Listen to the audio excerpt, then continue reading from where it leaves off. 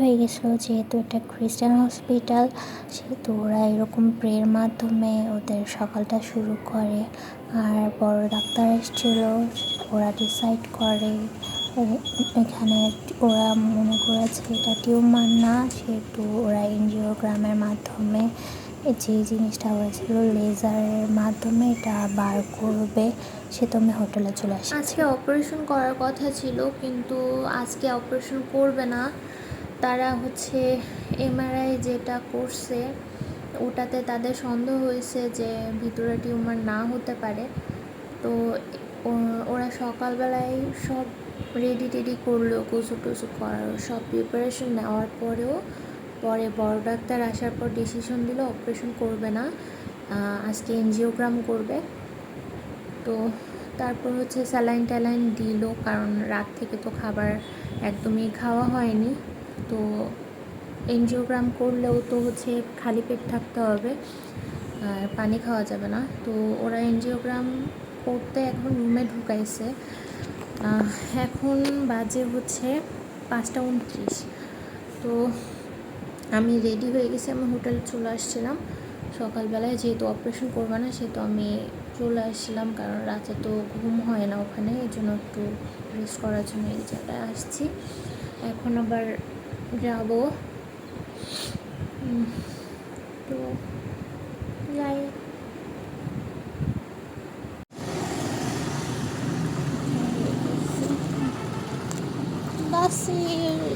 বাস ধরতে যাবো।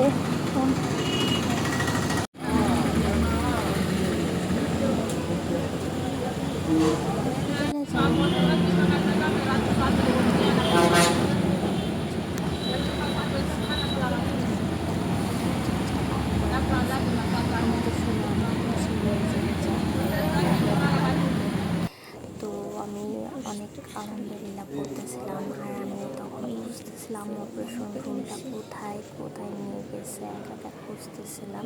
তো ওখানে মানুষজনকে জিজ্ঞেস করেছিলাম, এখন আমি জিজ্ঞেস করবো ভালো আছেন এখন? খুশি দেখে আমি অনেক খুশি হয়ে গেছি। হ্যাঁ, জিজ্ঞেস করে চলে আসছি।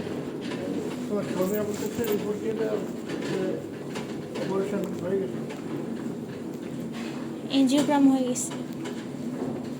এনজিওগ্রামের মাধ্যমে অপারেশন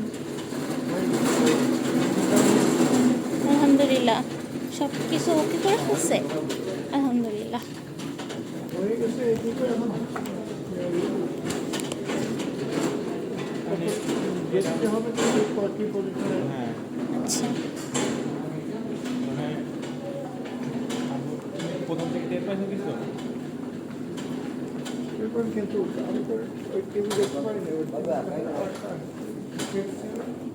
তারপরে আমাদের জন্য কি নিউজ অপেক্ষা করতেছে এটা তো আমরা পরে শুনতে পারবো।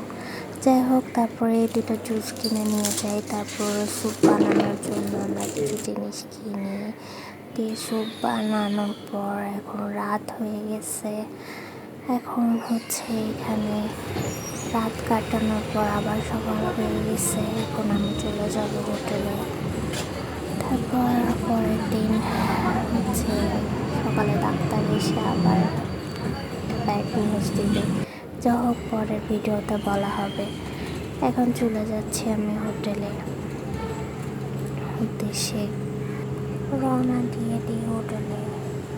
এখন আমরা তো মনে মনে খুশি হয়ে গেছিলাম, কারণ গ্রামের মাধ্যমে জিনিসগুলো বের করে দিয়েছে। কিন্তু ডাক্তার এখনও আমাদের সাথে এসে কোনো কথা বলে নাই, জাস্ট অপারেশন রুমে বলেছিল যে হ্যাঁ হয়ে গেছে।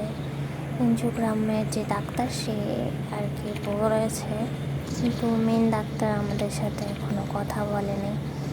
তো যাই হোক, হোটেলে চলে যাচ্ছি।